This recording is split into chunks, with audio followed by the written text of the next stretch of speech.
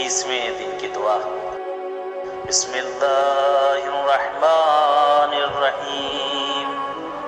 اللہم اجعل صیامی فیہ بالشکر والقبول علی ما ترضاہ ویرضاہ الرسول محکمتاً فروعہ بالعصول بحق سیدنا محمد وآلہ الطاہرین والحمد للہ رب العالمین۔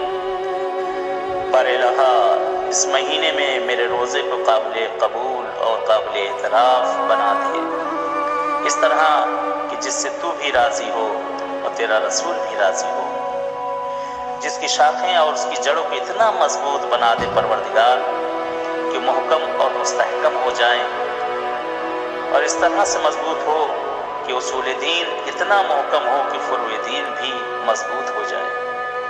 تجھے واسطہ ہے پروردگار، تیرے رسول کی آل کا اور اس پاک و پاکیزہ اولاد کا